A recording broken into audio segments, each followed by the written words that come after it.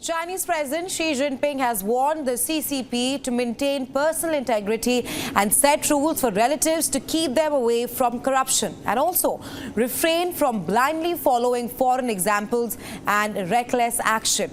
Well, to talk about the growing corruption scandal in China, we're now being joined by Mr. Terrell Jones. Mr. Jones is a journalist and has spent 18 years in China, Japan and France. He teaches international journalism at Claremont McKenna College. Thanks very much for joining us here on WION, Mr. Jones.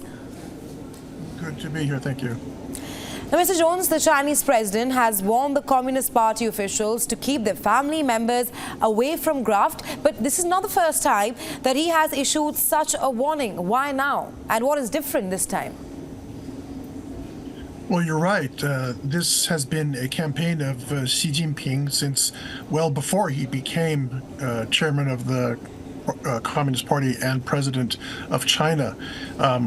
Even in 2004, 19 years ago, he called in a conference call for party members to rein in your spouses, children, relatives, friends, and staff, and vow not to use power for personal gain. It's been a long-standing move by the party to clamp down on, in particular, financial corruption. You know, marital infidelity or nepotism is not something that has been of great concern, but financial corruption and malfeasance is something that the Communist Party has always seen as a threat to its own iron grip on the governance of communist China. And so when there are at times that the leadership might feel that there are risks of the Communist Party losing its grip on stability, then there could be a crackdown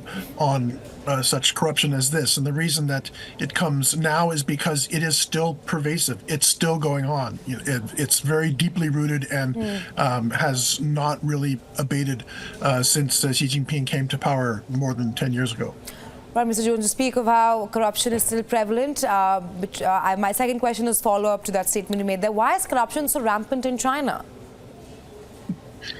Well, you know, in authoritarian societies, you know, how does one get ahead? You know, there are, for a long time, so many avenues of success and wealth and power were blocked for most members of most citizens in the country.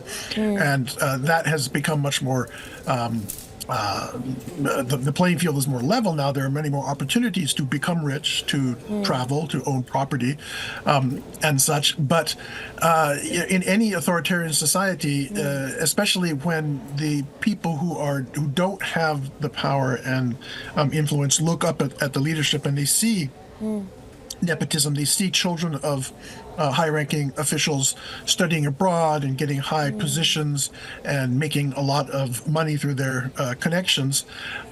It's something that it disturbs the leadership deeply, and it is somewhat of a reflection of what we're seeing in the United States, both among top politicians in the Democratic and Republican parties, and certainly within the Russian oligarchy, that it's really becoming to dominate the headlines overseas, and China and Xi Jinping do not want that to dominate headlines back home.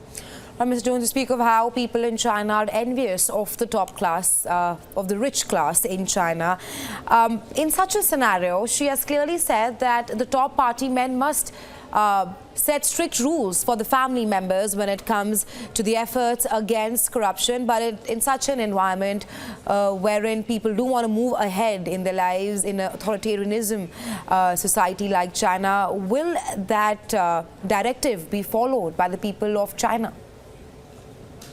Well, it's really a top-down issue that has to be there has to be models and examples set at the highest levels. And the problem is that we keep seeing this at the highest levels.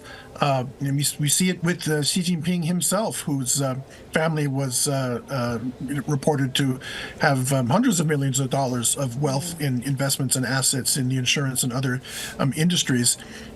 Chinese people, Chinese populace don't hear that kind of news because obviously Chinese media don't report about it.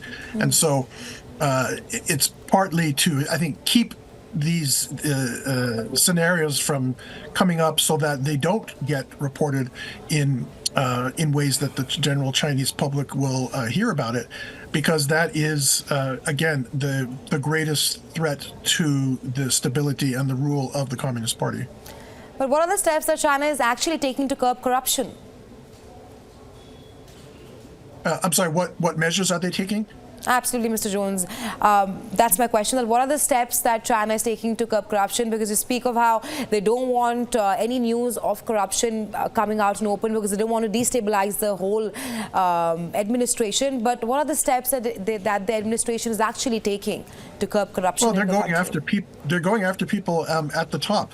That was several years ago after Xi Jinping became party chairman. He went after a high-ranking Politburo member, Zhou Yunkang, who was one of the highest members pursued for corruption at the time. After that, around 2013 or so, 2012, 2013, another Politburo member, Bo Xilai, was convicted along with his wife for a number of nefarious crimes, bribery, but also his wife convicted of murder.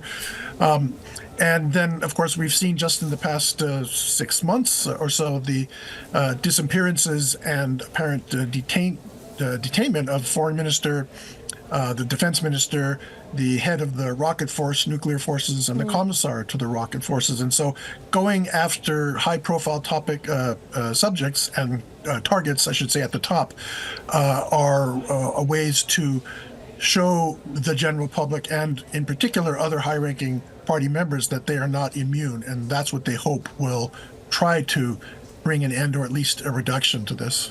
Right, Mr. Jones, thanks very much for joining us and sharing insights with us on the story. Thank you. Thank you.